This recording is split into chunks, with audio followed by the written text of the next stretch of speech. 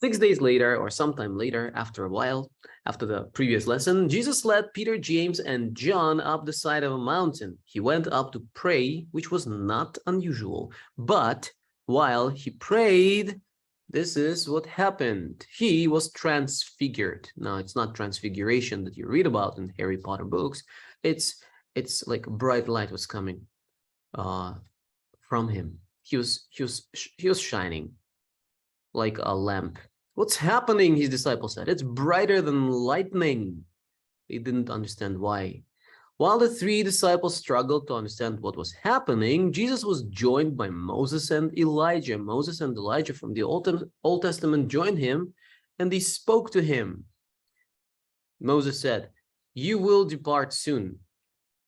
It will be," Elijah said, "it will all be fulfilled before long." Yes, Jesus says, in Jerusalem, shortly. He knew that it's about to happen. What's about to happen? You know what's about to happen. After Jesus spoke with the two, his disciples are like, "Master," Peter said, "this is so amazing. Let me put up 3 shelters, 3 tents, so you and Moses and Elijah, you can live here." He didn't understand what he was saying. He was saying foolish things. Of course, Jesus didn't listen to him. He says, I'll build 3 tents, one for you and one for Moses and one for Elijah, and you can stay here. But then there was a voice from heaven saying, "This is my son, my beloved son. Listen to him." And then Jesus said, "Get up. Do not be afraid." That's the yesterday's lesson. I'm going to read, okay, because we have to do another lesson. So let me just read this part quickly, and then I'll ask you to read the other one if we have time. Is that okay? Peter's amazing experience. Thank you for saying okay. Jesus went up a high mountain with Peter, James, and John to be alone and to pray. While they were on the mountain, a change came over Jesus. His face shone like the sun, and his clothes were dazzling white.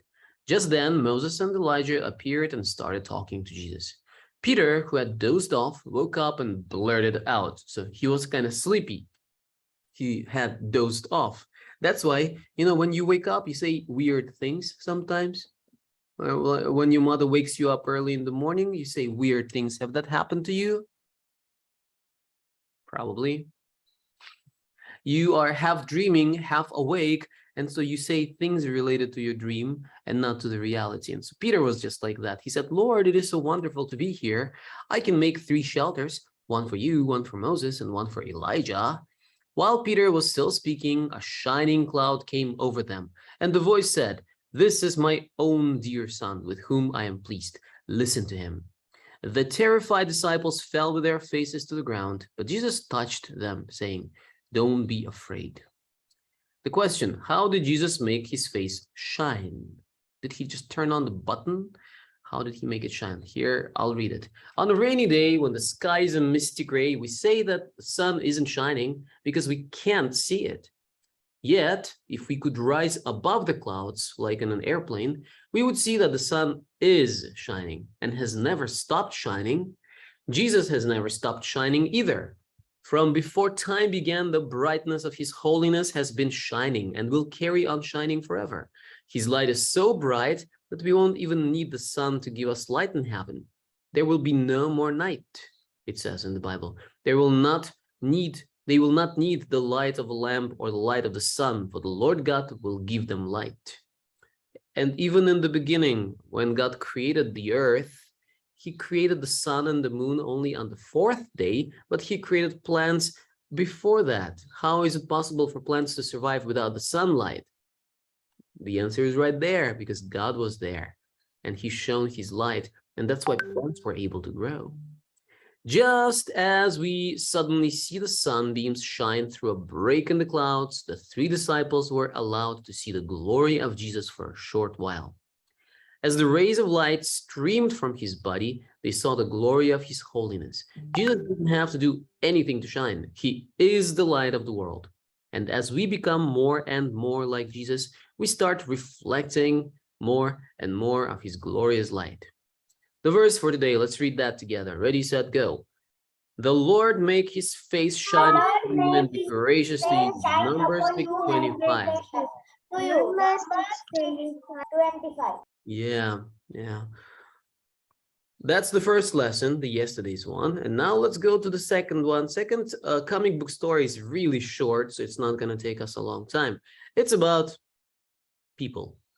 It's about disciples. It's about foolish us. You know, we are human beings. Sometimes we are foolish. And so Jesus' disciples were just like us, you know. They were arguing on the way, on the road. They were arguing about who among them is the greatest. Like who is number one disciple? Who is number two disciple? And Peter and Andrew and others and John and James, they argued. I'm greater than you. No, no, no, no. I'm greater than you. No, no, no. Jesus chose me first. I was his first disciple. I'm greater than you. But he took me up the mountain when I saw his transfiguration. So I must be greater than you. See, this is what they're thinking about. This is what they're talking about. And Jesus later, he knew what they were talking about. And he asked them later, what did you talk about on the road? And they were like, quiet. And then he told them, a very, very, very wise thing he said. If you want to be great, you have to be a servant. Remember, I think during the prefect investiture, who was there at the prefect investiture? Some of you were there, right? Gayana was there, Nathan was there, Tehila and Sneha, you were all there, right? Anyone else? I think that's all. Yeah, I said that verse. If you want to be great, if you want to be a leader, you have to learn how to be a servant, because the first will become last and the last will become first. And what does it mean? It's up to you to find out. Okay, this is what he told them. If you want to be a leader, if you want to be the greatest, you have to make yourself the lowliest, the lowest. You have to be a servant. And that's opposite of what this world tells us to do. This world tells us to be, you have to be the boss. You have to boss people around. You have to control people. You have to tell them what to do. They have to bow down to you. They have to bring you things. They have to serve you. This is what the world says. But Jesus turned it around and said, if you want to be great, be like a servant. Do you think it's easy? Let's read and then we'll talk if we have time. Now let's get to read. Okay, we still have 5 minutes. So those who can read fast, Gayana. Gayana reads well. Read the first part, the greatest and the least. Okay. The greatest and the least. While the disciples were on their way to Capernaum, they got into an argument about which of them was the greatest. When they arrived in Capernaum, Jesus asked them, Jesus asked them, what were you arguing about while we were walking along the road? The disciples were embarrassed and didn't answer. Calling the 12 together, Jesus sat down and said, if someone wants to be the first, he must put himself last, and if he wants to be the great, he must be the servant of all. Jesus brought a child to stand in front of them and gave him a hug. Then he said, whoever welcomes a child welcomes me, and whoever welcomes me welcomes the one who sent me. The one who becomes the last, the least, he is the greatest. So let's read now. If I am the least, when do I become great? Good question. Esid, can you read that part? Esid, did you forget that we have QT Club today and that's why you're so late? No, yeah. Are you alone or is your sister there too? Yeah, she's there. She's there under the bed. Okay, read. Being last and least has nothing to do with how fast you are or how young you are. No one likes being at the bottom of the pile, being last in the queue or something last in the race. Or coming last in the race. Mm-hmm. And being least definitely doesn't mean that you are unimportant. Jesus didn't say to his disciples that they are the least, but that they should become the least. Becoming the least is something we choose to do, whether we happen to be the fastest or slowest, tallest or shortest, oldest or youngest. The one who is least has a kind and humble attitude. He does not think of himself as being too important to kneel down and make a child feel welcome. In God's kingdom, those who are the greatest are the ones who see the good in others, who encourage others, and who make friends with the lonely. When you choose to put others first, you become the greatest in God's kingdom. That's right. Let's read the verse for today together. Ready, go. All of you clothe yourself with humility toward one All another, because in God humility, opposes the Lord, proud, but gives toward one grace to another, the humble. because God but First give Peter opposes grace the 5, proud 5. but 1 gives Peter grace to 5. the humble. 1 Peter 5:5. Were you ever able to do that? Were you ever able to put others first? You want to share the experience?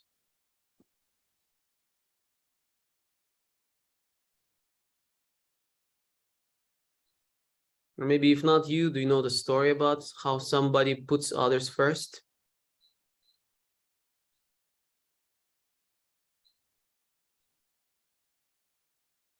Nothing? Nothing comes to your mind?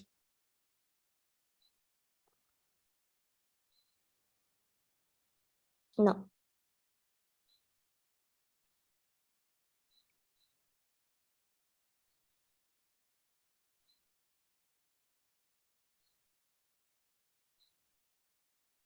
So are we going to spend the whole 5 minutes like this?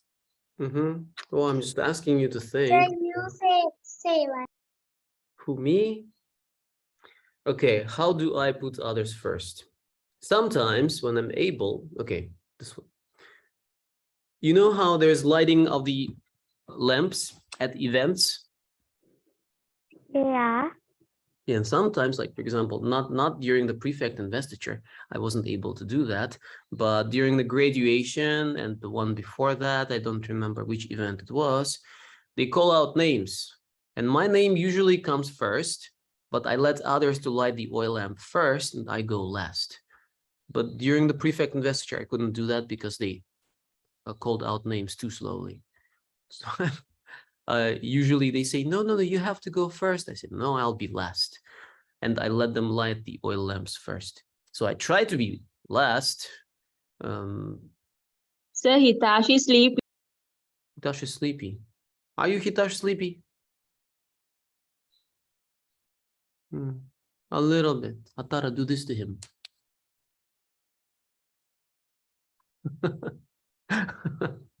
Oh, no. That's how you start the fight. Poor Hitash. Okay, let's stop talking. Okay, let's let Hitash sleep. See, he turned the camera off. Let him just sleep peacefully. Anybody else can share how you tried to be last and not first?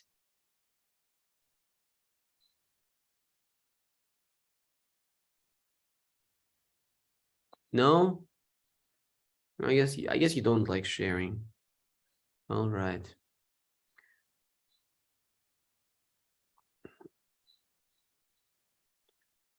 Let me stop the recording. Who's gonna